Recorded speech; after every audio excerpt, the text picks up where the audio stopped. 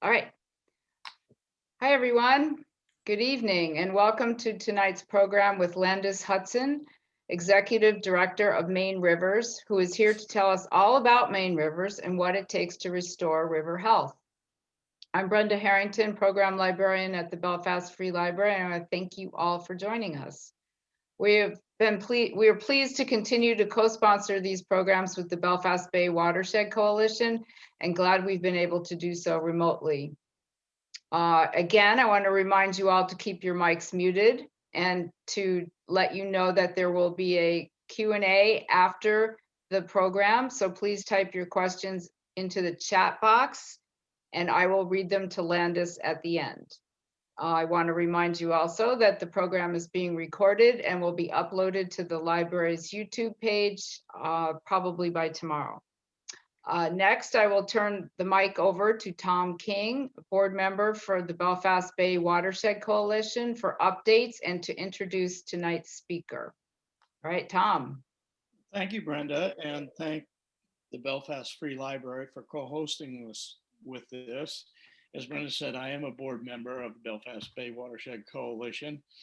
So you need to continuously check our website for upcoming events and opportunities to, have outings as well as participate in other opportunities for with the Belfast Bay Watershed Coalition. So I would like to, say that we have a very interesting program on Maine Rivers, and you have to realize that, rivers in Maine are a special thing.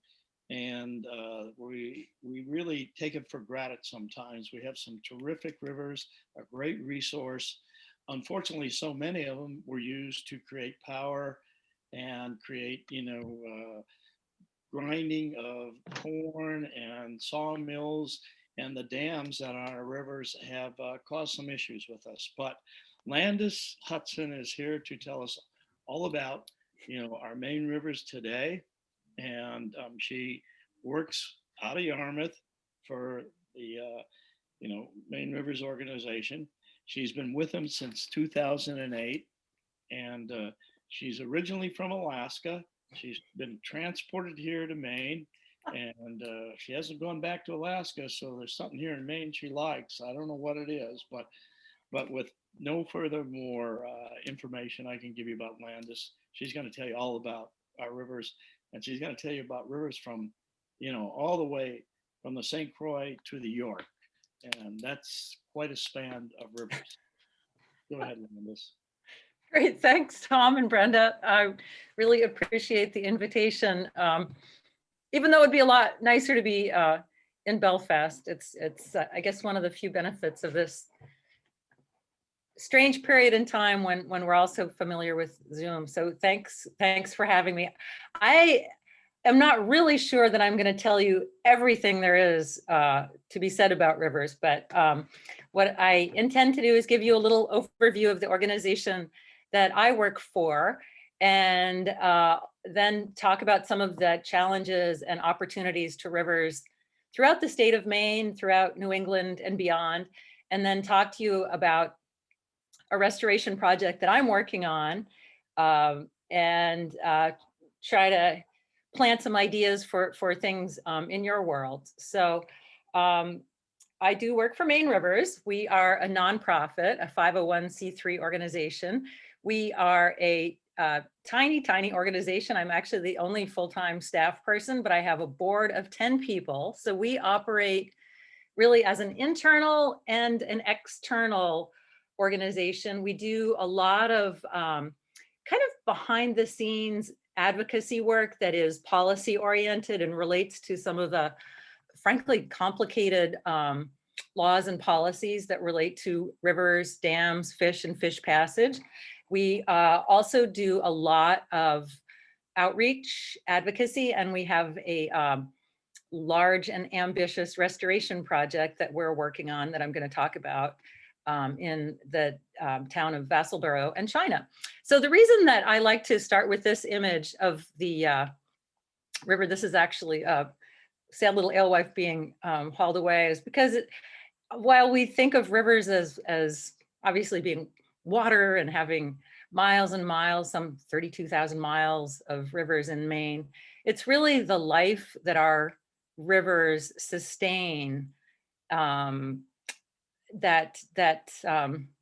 inspires me and people like me to do the work that I do and the work that many other people get involved in. So the life of our rivers is really vast, fascinating, and many of us are drawn into the long and majestic stories of rivers. So with that, I will hopefully move ahead. Yes, okay, so we've got some good news and we've got some bad news. Spectacular, magnificent, beautiful, amazing rivers, and yet huge challenges to our rivers and an almost incomprehensible number of dams. So when Europeans came to Maine hundreds of years ago, they all tended to settle along rivers, and rivers run through pretty much every town or community in the state. And the first thing that these European settlers did pretty much was start putting dams in for power and for grinding corn and flour. We have lots and lots of leftover dams, and they pose a lot of problems. One being safety, actually. Periodically, the American Society of Civil Engineers does a review. There's a fair amount about infrastructure that we're hearing on a national level. And unfortunately, Maine always gets terrible grades for having lots of old dams in our waterways. And while these are not obviously great in terms of safeties that live in and along rivers, so we have lots of old dams. Stay tuned, actually, in the legislature this year, a group of us are actually bringing forward a law to review Maine's dam safety program, which is not so hot, but if you're interested, we can talk about that later. So this is a young woman named Carolyn Hall, who did her master's research a few years ago.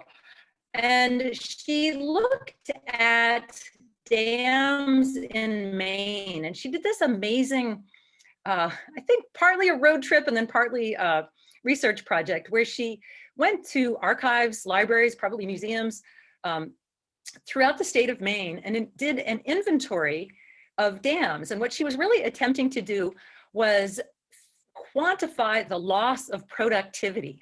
So she was actually counting how many dams were built in Maine rivers, and she came up with a large number, well over 1,000, and found that in fact many of these dams, which had been put in place years and years ago, were still there, and the impacts for these old dams are pretty dreadful. So I just put this one image in.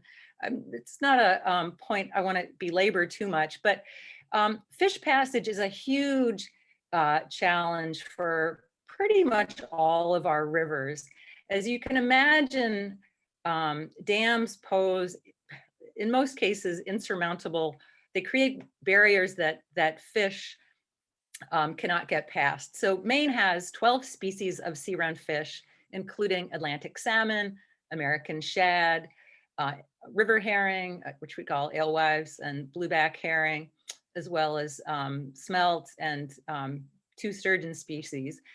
The large number of dams in our waterways creates lots of problems for fish, obviously, who can't move upstream to complete their life cycle and reproduce. And in fact, people who wrote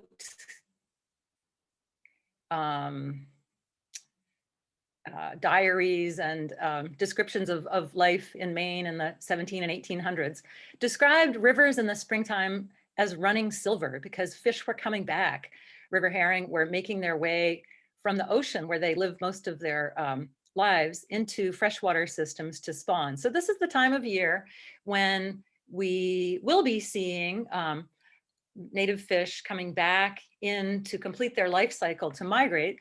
The challenge, as you can see from this pretty dreadful graph here, is that barriers that fish can't get past. In many cases, make it impossible for fish to get up to lakes and ponds to reproduce. It's also true historically that, of course, pollution and overfishing created dreadful problems. The Clean Water Act helped make huge progress for our waterways. However, we don't see the dreadful scum on top of rivers. We're not familiar with fish kills. We don't see a lot as much obvious pollution. However, unfortunately, we've gotten used to having fewer numbers of native species, and the numbers of fish returning to our rivers are really low, and biodiversity of our freshwater systems is dramatically and terrifyingly in decline. So shift from that horrible graph to the beauty of life. In the background here, we see some of these fish, which we can say could be running silver. We've got these two guys holding sturgeon. It's really fascinating to read people's historic accounts of catching sturgeon, which were 12 feet long and an important resource for food and also for leather. Just almost unimaginable numbers of fish were collected in the spring. And these fish that came into our rivers came as a pulse of energy. If you can look around the landscape now and imagine that you're a creature coming out of hibernation, there's not a whole lot to eat. So having a run of alewives and blueback herring making their way from the ocean upstream to migrate was just a remarkable and enormously beneficial pulse of energy for all types of creatures. Almost, it's hard to actually even list the numbers of creatures that eat our river herring, ranging from bear to mink, weasels, turtles, all sorts of other fish, and of course, tremendous bird populations. So to my mind, river health is not just about water. It's not just about the fish. It's about the creatures that we perhaps can't always see that rely on rivers and sustain the life around them. Here we have a couple more creatures. So you see a palm of hand holding tiny American eel. So this is now the season when elver harvesting is taking place. The American eel have a comp cycle, which is the opposite of all the other migratory sea run, or what we call diadromous species, which come into our lakes, come into rivers in the spring to spawn. Eels are ancient, mysterious, and interesting, and they come from one location, and that's the Sargasso Sea.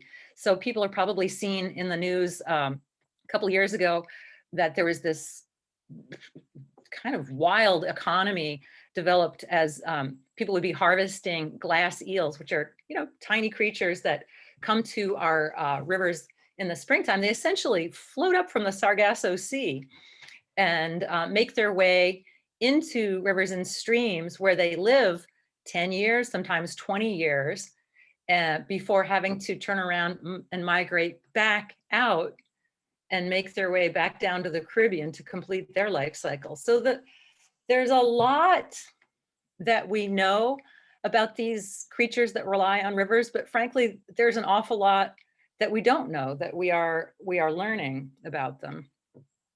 I wanted to share this with you. Basically, this is kind of an interesting website that you might want to take note of. To actually, before the program started, Tom was asking me if I was going to come tell people a lot about your river, the Passagassawaki, which I'm happy to be able to barely pronounce, but I'm sure a lot of you know better than I do.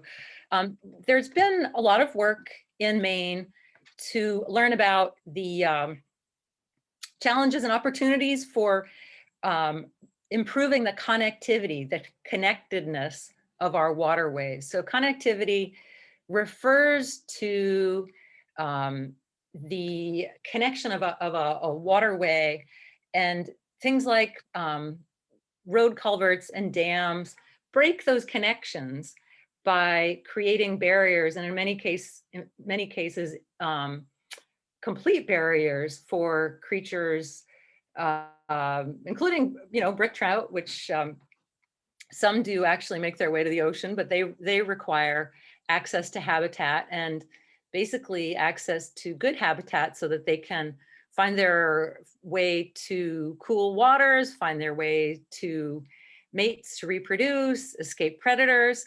This is a website which I just took a screenshot of.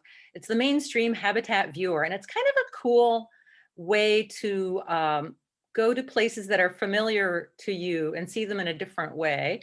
And this is Belfast and the local environment. And you can see here, these dots represent different kinds of barriers. The red triangles are dams, and then the others are road culverts. So over the course of, I would say, the past 7 or so years, there's been a tremendous amount of work done in Maine to actually go out and check on just about all of the culverts in the state, to put that information into maps so that we can start not just getting a handle on the scale of the problem, but starting to fix them. So there's a lot of amazing work going on by state agencies, federal agencies, and of course, a energetic group of nonprofits like mine that are working on improving the health of our waterways for the creatures that live on them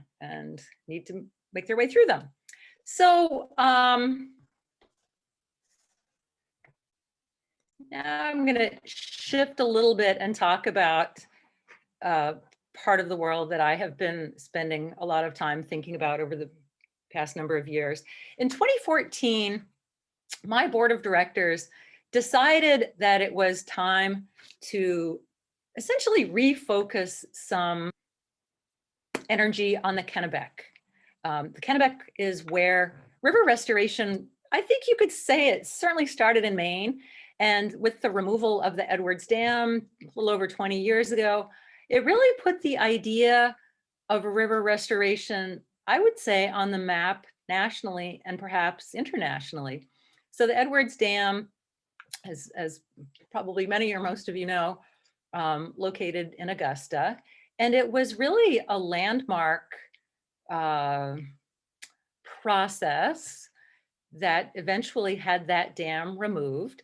And if you find your way to, say, Hallowell, you can sit on a beautiful town dock and watch sturgeon leaping. It's just absolutely magnificent. So the removal of the Edwards Dam, which, gosh, I think it was built in 1827. It was a low dam and a very low productivity dam that didn't produce much power. And eventually, after a very, very long process, was determined to have more negative impacts on the environment than the small amount of power was worth. So it was removed.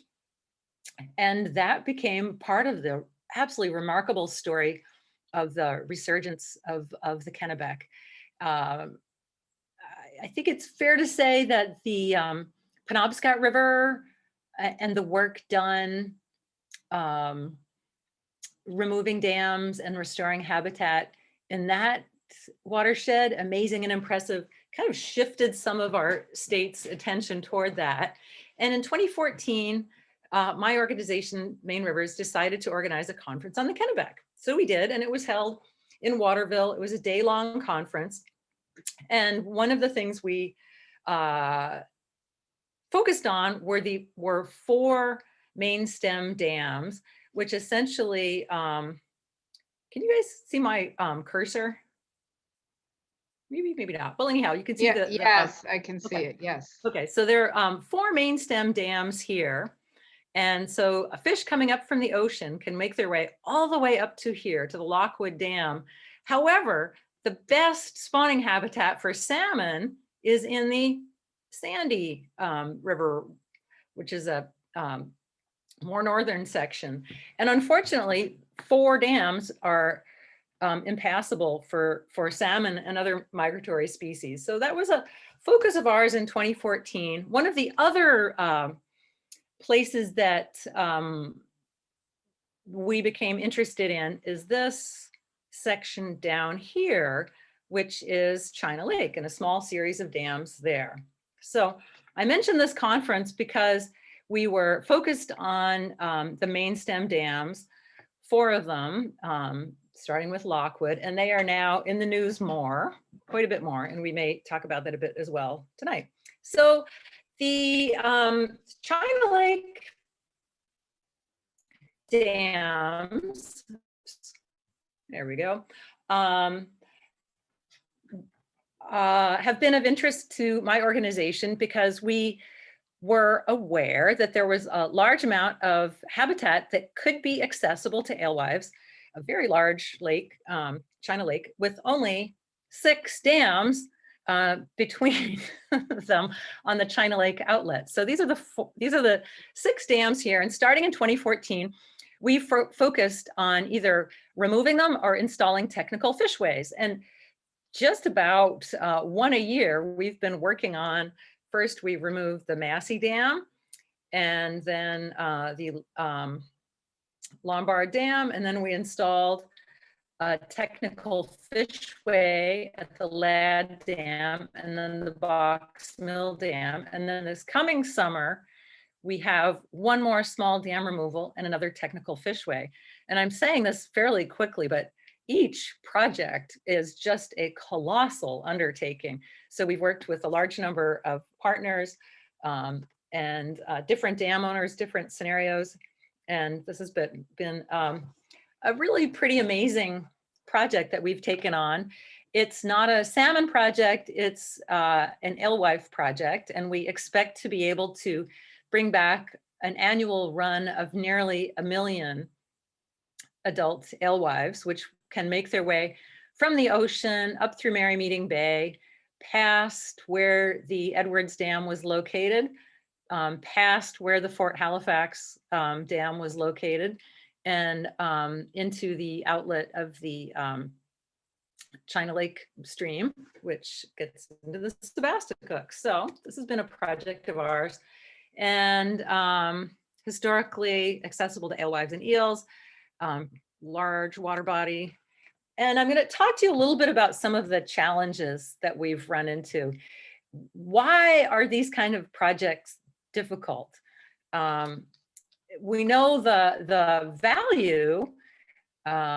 It's really exciting to be able to talk about reconnecting habitat, bringing back a large run of fish, which will feed eagles and osprey. There will be eventually the potential to harvest these. So the town of Vassalboro will eventually be able to earn money. There will be alewife harvesters who will be, one would imagine, happy to have the work restoring it.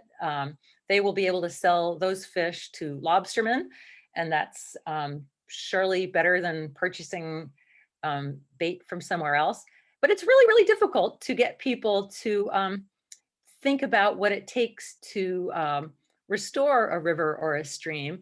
And one of the challenges that we ran into, I put this picture here because this is actually this is a picture of the impoundment on the China Lake outlet stream.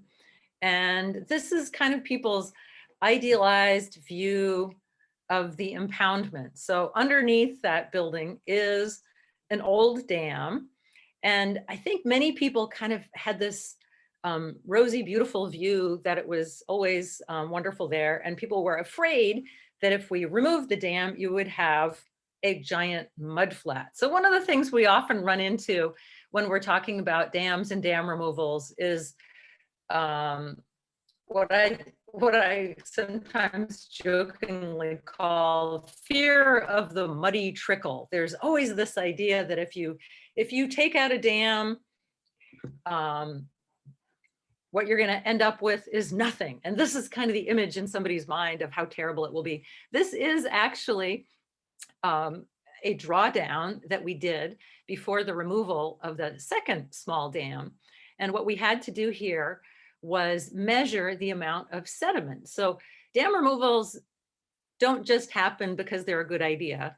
And they don't just happen because somebody wants to be able to, restore habitat for sea run fish or any other purpose. You have to go through a very time-consuming, detailed process of applying for permits. And in our case, we had to measure the amount of potentially mobilized sediment. And in this case, that meant lowering the water behind the dam and measuring the amount of sediment that was there. And in fact, these are my two colleagues, Nate Gray from the Department of Marine Resources and Matt Streeter, who's been our project manager. And you can see right here, they are the only people that I've ever seen wear waders and snowshoes in the summer. And that was because there was, in fact, a great deal of sediment. And if they hadn't worn snowshoes, they might have slid down into it and not been seen again.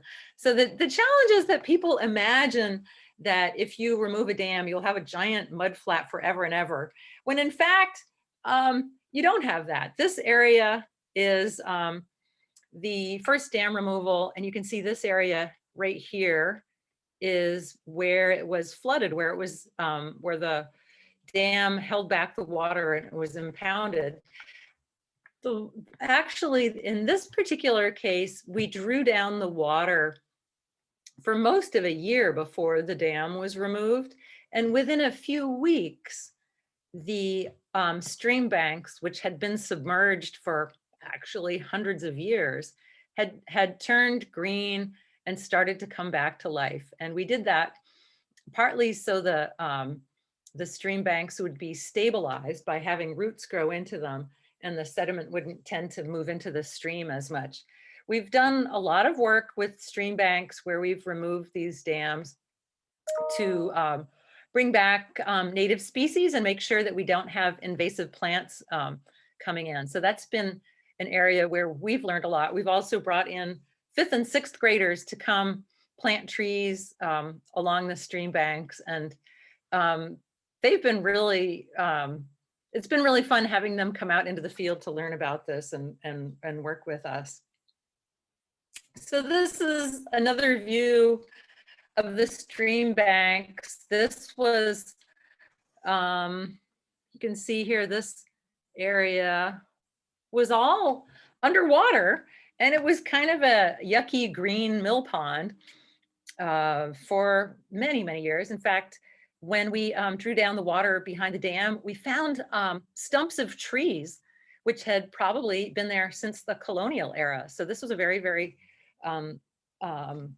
early dam that was built to become an industrial site. So it's very challenging for people to think about the fact that when you talk about making a change to the landscape, like removing a dam, people can see what's there. And it's kind of human nature that I think people sometimes will imagine the worst case scenario of mud flat forever. And of course, that's really not the case. The stream banks regrow and are quite beautiful. And in fact, this is another nice view. We made sure to plant native species and flowers and trees that would be good for pollinators along the way. So that's along the stream banks there.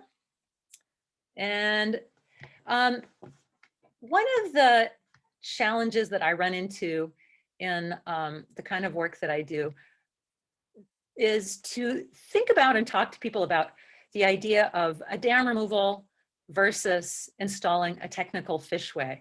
Dam removals are tend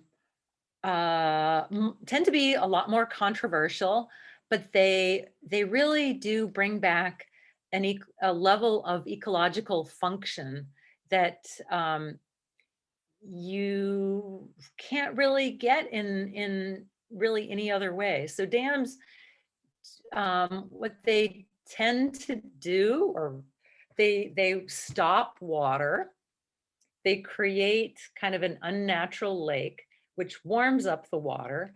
It's easy for us to see and understand that a dam creates an impassable barrier for fish, but they also stop the movement of sediment. So you end up getting sediment trapped behind dams.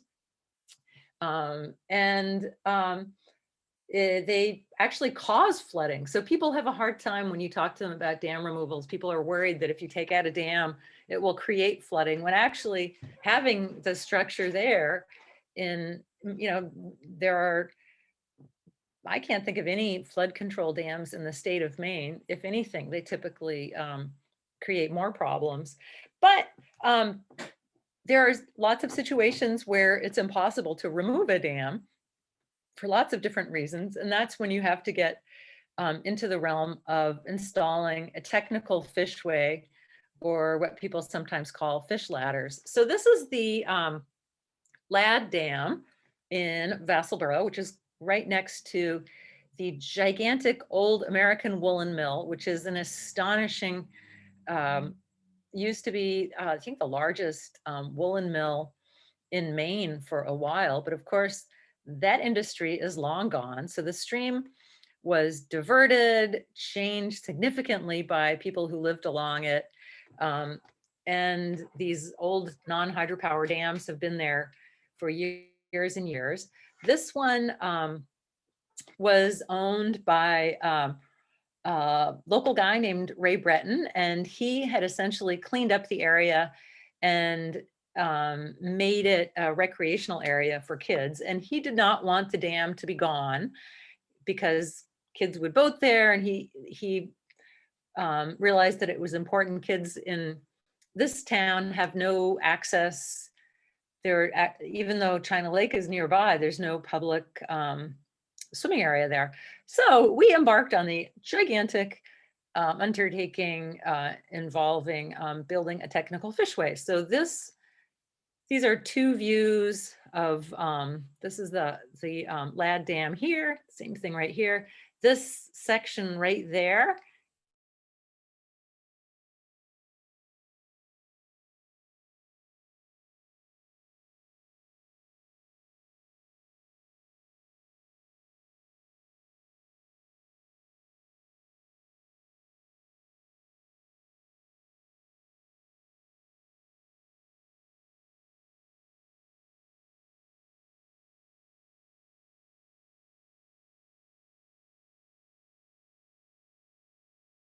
all into it. So that's what we did. That was the second barrier.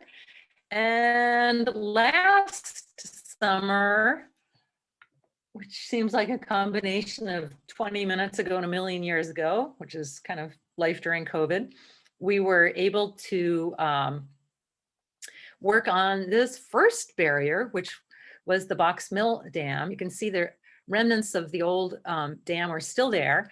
There was, we're pretty sure they had moved the entire stream. So there was not the case that we could just take out the dam and let things get back to the way they used to be. Everything had been changed. There was a bridge just above the old remnants of the dam. We had to think about the velocity of the water passing through the bridge, and if the dam was removed, if we change things downstream, if that would in any way undermine the stability of the bridge. We had to figure out whether the fishway was going to be on this side of the stream or that side of the stream. We looked at putting in a nature-like rock ramp fishway, which I think we would have needed just like more stone and than I could imagine, because we would have essentially had to lift up the entire bottom of the stream so that fish could swim along it. And finally, we ended up with a fishway, and you can see here we shortly after making plans to go ahead with the project, lo and behold, we had COVID arrive. So it was really, years and years of planning, and then nothing like a pandemic on top of it to make it even more dramatic. But we worked with a really great contractor, CPM, out of Freeport, and came up with a great plan that the dam owner liked. And it was quite an undertaking. So basically, the fishway itself is concrete, and we first had to, I say we, but I was not involved in the construction other than working on plans and of course fundraising and permitting.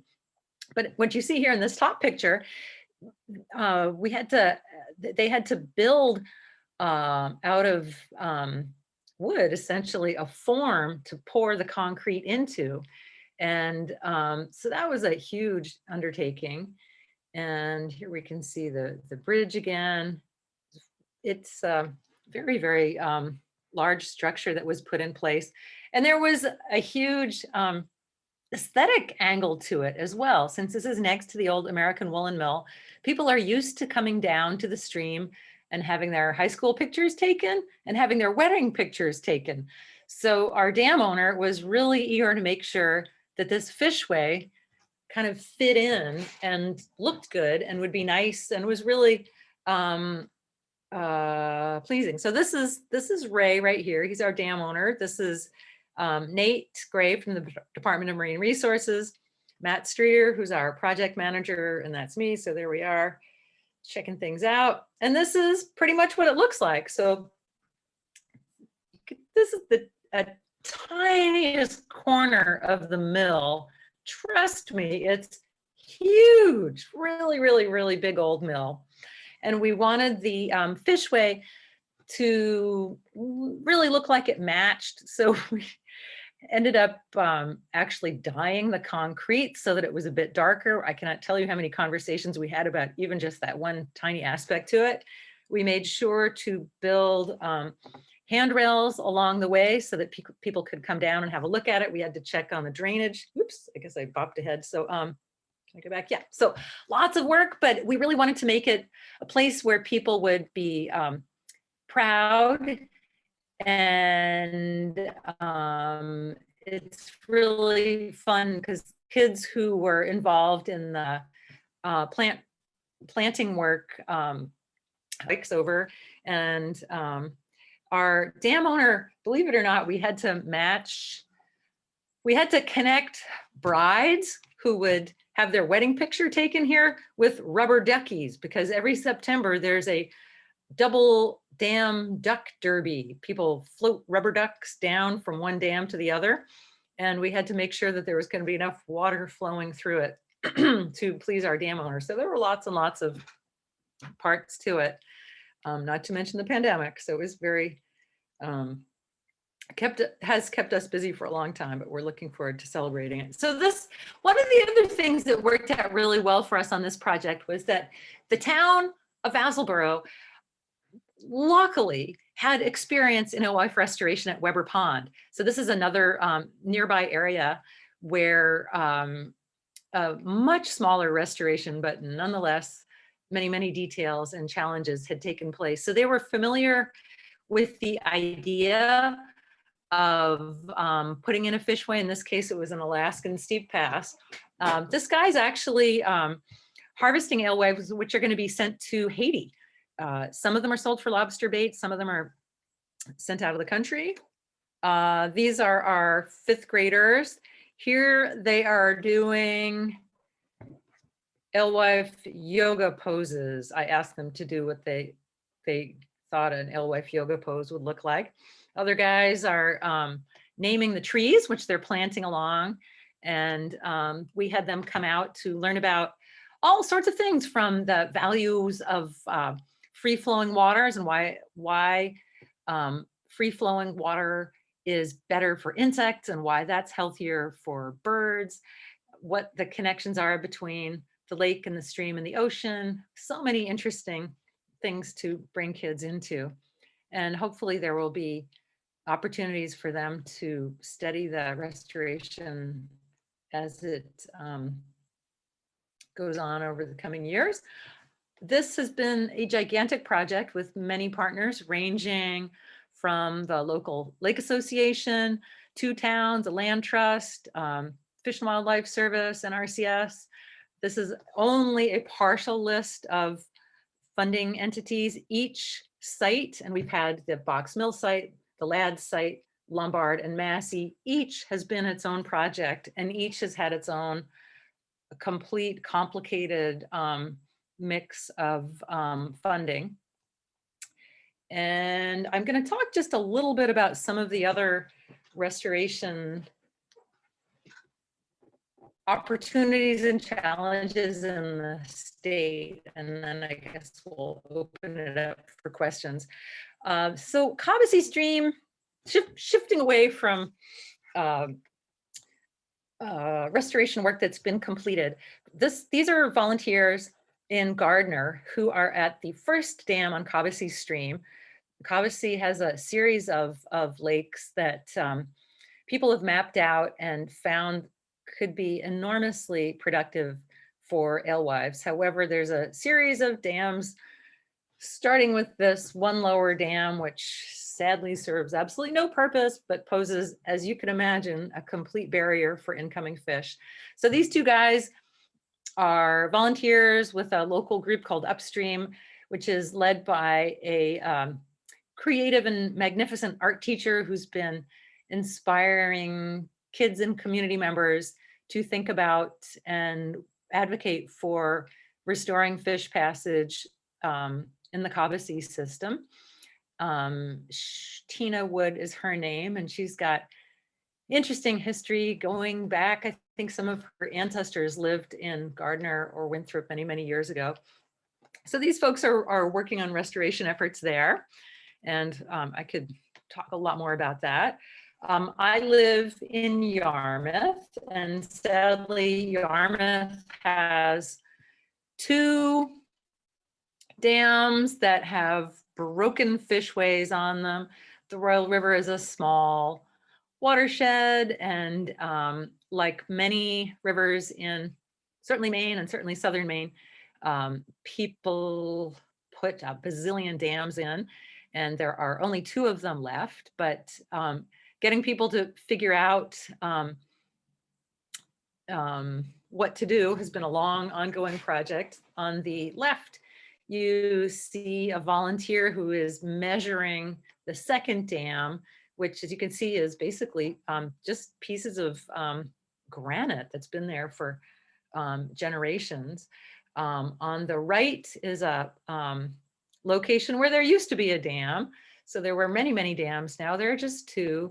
I've been working with a newly formed Royal River Alliance to advocate for dam removal and improved fish passage on this river. And the Army Corps actually is involved in doing an assessment of the river for its potential. So that's a question. And then just a quick note, in the town of Kennebec, 3 dams have been the topic of much discussion. This isn't there. I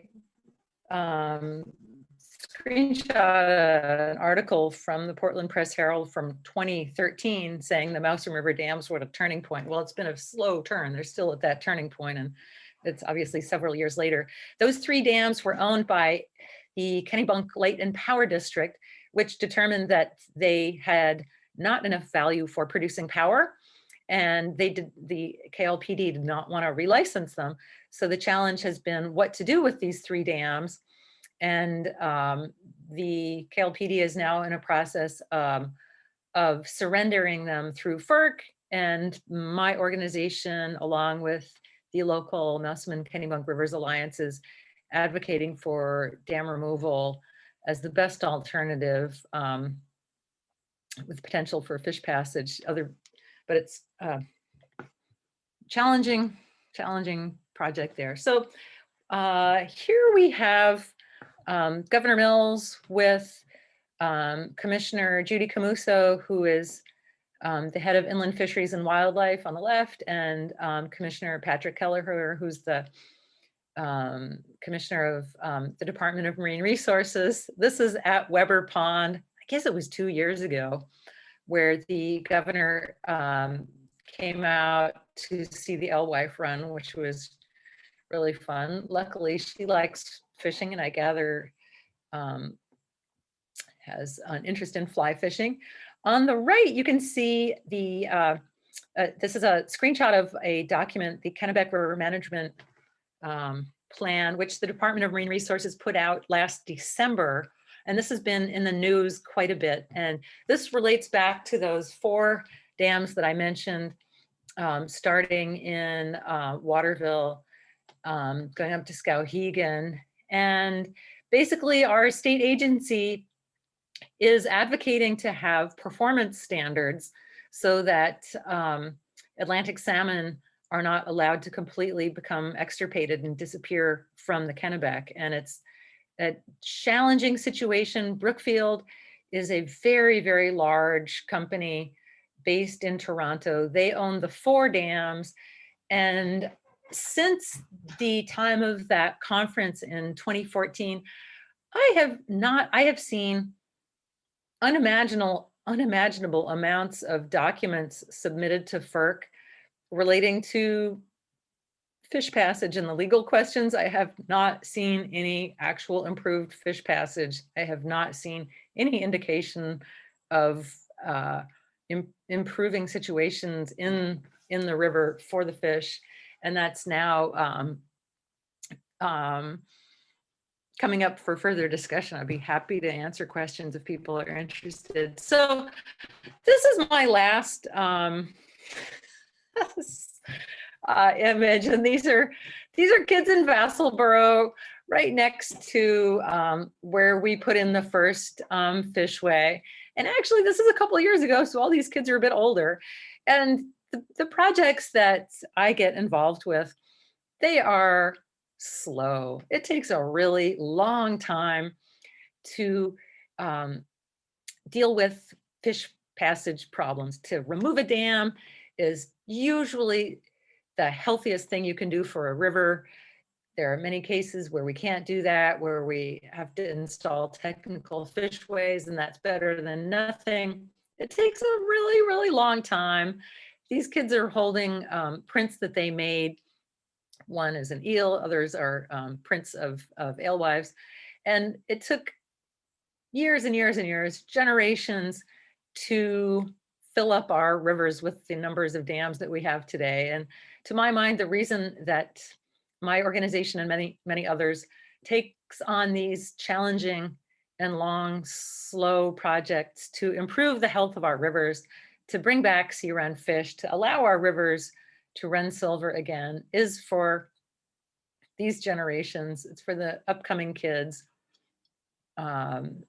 These guys are going to be able to remember when the stream that runs through their town had no fish, and they're going to be able to come back and celebrate Elwife festivals when they're teenagers. So that's pretty much it. I do have a couple books I'm happy to tell you about, but we can also open things up for questions. I will tell you just one quick note. The title of my talk today was Running Silver. And I took that from a book by a guy named John Waldman, and Running Silver, Restoring Atlantic Rivers and Their Great Fish Migrations. So John Waldman is a conservation biologist. He spends a lot of time thinking about the Hudson River. The challenges to the Hudson River are very, very similar to the challenges that just about all of our rivers face in Maine. So it's when you have the opportunity to read about the history of our rivers, you really get drawn in. They're very compelling stories, and it's exciting to be able to work on them. And it's great to be able to do this kind of work with like-minded people. So with that, I will ask Brenda if she has found Yeah, any questions or. There's so far one question in the chat. So Linda asks, does the state of Maine have study rivers within the public school curriculum, like a river study curriculum? No, not really. But there is so much that you could study. And actually, yeah, I don't think there's, I mean, I know plenty of schools, plenty of 8th graders, 10th graders, a lot of science teachers Yeah. find ways to bring their students, bring the rivers into their classrooms, bring the kids down to the rivers, because there is so much to study, ranging from, temperature, pollution, chemistry, all sorts of interesting things. But as far as I know, it's really kind of independent, like teacher by teacher. Yeah, lots of history. There's all sorts of interesting. Yeah, it all ties in for sure. All different ways it ties in. Yep. That was the only question in the chat, but so I invite anybody else who has a question to unmute themselves and go ahead and ask a question. Hopefully you won't all do that at once. I can share a few other books that I have. Sure. Well, I- Sure. All I right. do Well, have a Oh, question, someone has a Landis. question. Someone has a question. Landis, I ahead. do have a question. Okay. Oh, Tom. Starting to a dialogue with dam removals, and a starting point would it be with the town? Would it be with the dam owners? Would it be with FERC? How do you actually start this? good this question. process? Good question. So the basic question is, who owns the dam? And I showed a couple images of these like amazing numbers of dams in the landscape.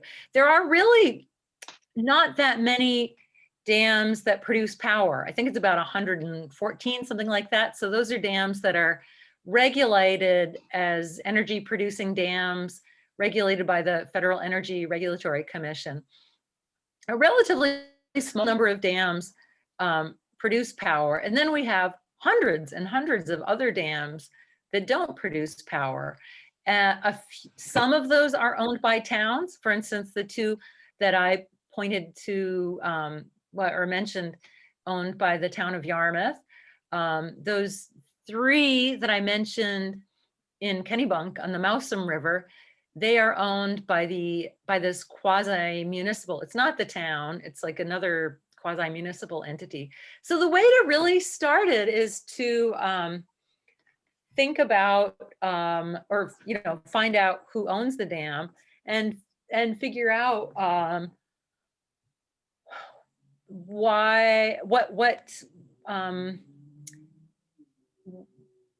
what connection they have to it and what benefits they believe it might have. And actually, I can hold on one second here.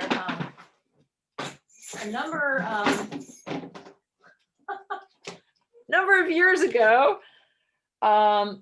we organized a day-long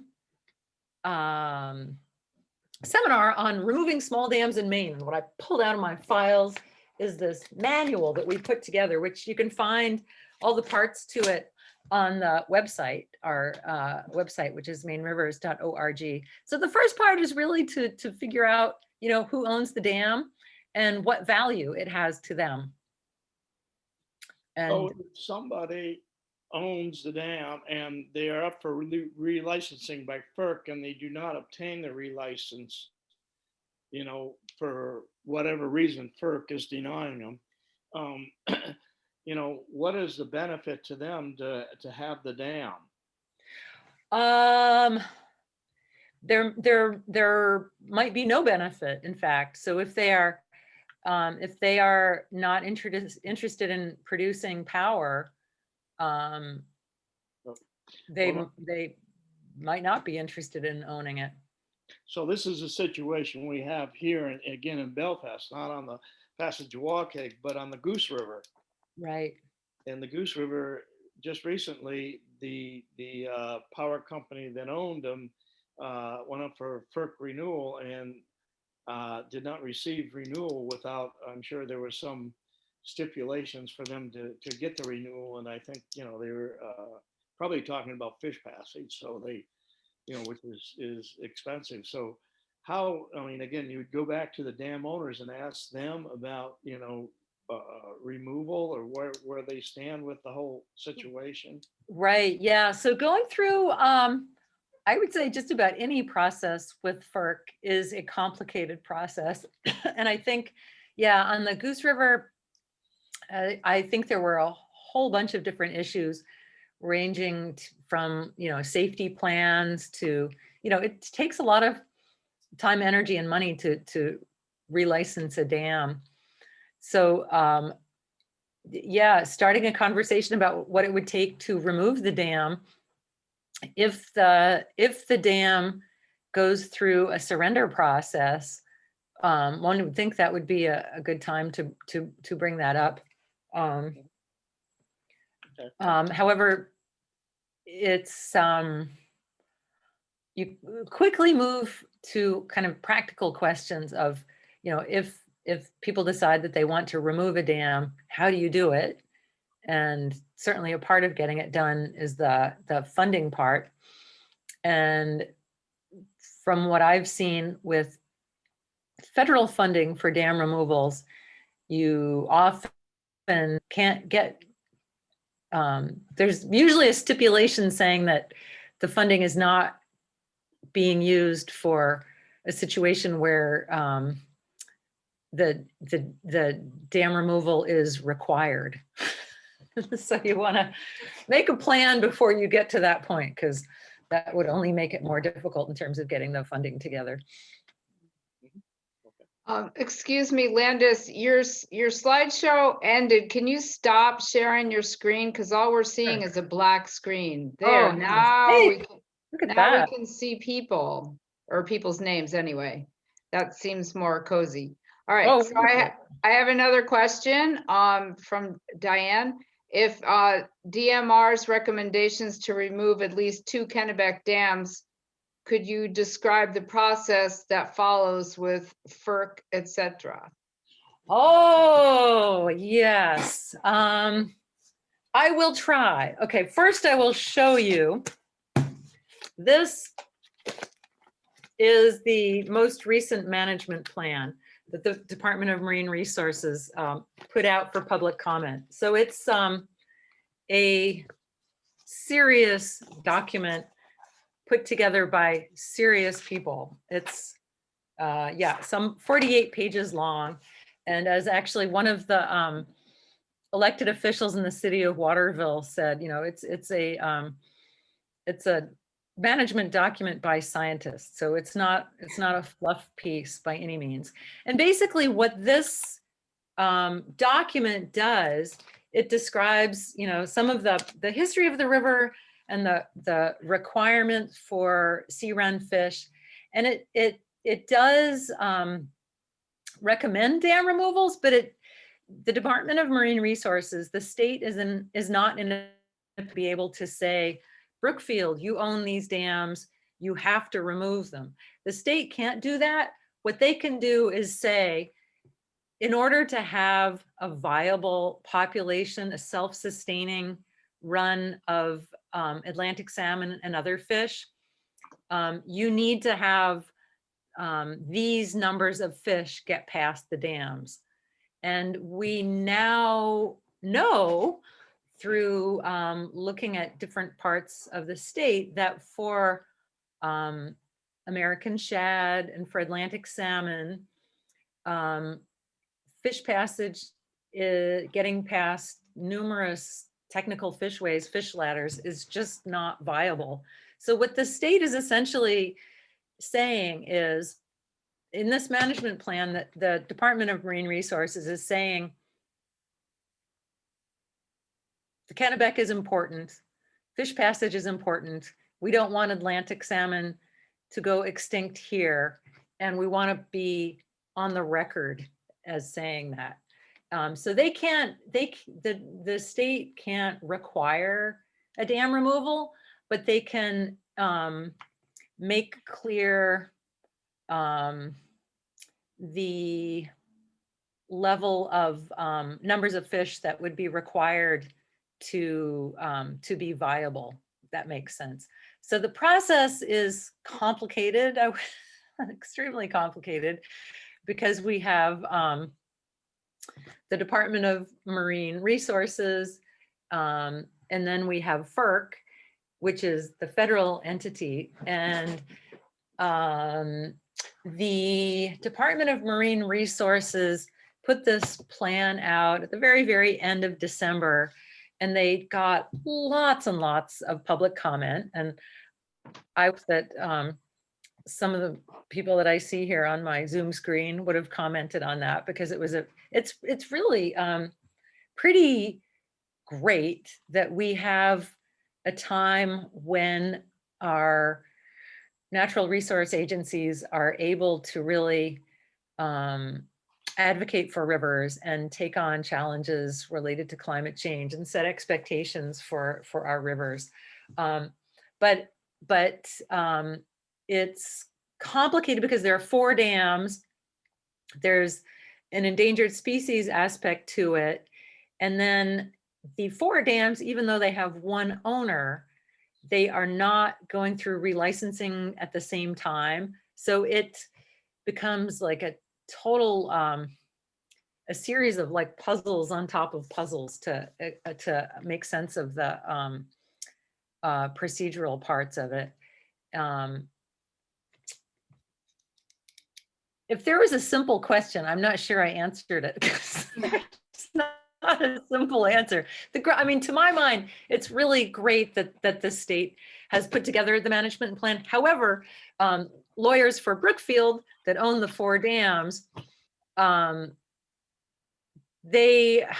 actually witnessed some, I read some of the letters that Brookfield sent to towns along the Kennebec, including Winslow and Waterville, and they said some ridiculous things, including like, you're going to have flooding problems. No, they're run-of-river dams. You're going to have mud flats. No, you're not, because, that's just not how it works. But they did also find that there was a procedural aspect to this. So the last time the Department of Marine Resources put out a management plan, it was 1993. And I think it was done through the state planning office. And I think because the state planning office doesn't exist anymore, there was like a twist in the road. So the news from, I guess about last week was that the Department of Marine Resources was going to have to go essentially back to the drawing board, and they are not changing their direction. They just have to restart the process and take public comments again. So it's, I would say, a headache and annoyance, but not like a game changer. And I know that in putting out comments, they got over 1,000 comments on this management plan, and almost all of them were in support of their new management plan and essentially having higher expectations for the river and putting forth the idea of not letting this important species go extinct. So it's already been a bumpy process, but it's, not made to be easy. I think all of these FERC related issues tend to be very, very slow and fairly procedural. Byzantine is the word I use. That's like kind of nice way. Byzantine is the nicest way I can describe it. Well, Yeah. thank you for that. Does anybody else have a question? We're still taking- I'll show you another book in case. Okay. Go I ahead. guess everything comes up backwards. So this is a book called. No, it doesn't come up backwards for me. Oh, cool. Maybe you can see. This is called Swimming Home, and it's by Susan Hand Shutterly. And Oh, it's yeah. a fairly new book put out by Tilbury House Nature Books. And if you don't have it at the library, it might be great. And it's a beautifully illustrated story of a grandfather and his son. And so it's the another nice kind of springtime Elwife story done by a local author. And I can also, share with you a couple other things for Landis's show and tell here. Soon, we will be putting out the 2021 Maine Elwife Trail Map. So this is something we did 2 years ago. It's basically a map of places where you can go to see fish runs. And we were not going to update it from last year, but I just found out a few days ago about one new place. So I will post that on the Maine Rivers website, probably within the next few days. So springtime is exciting. It's wonderful to be able to see the fish. It's a little somewhere between unusual and scary that fish are coming back really, really early this year. In fact, last week I had heard that alewives were being seen in rivers in Massachusetts, and this week I'm hearing that they're here in Maine. So it's really, really early.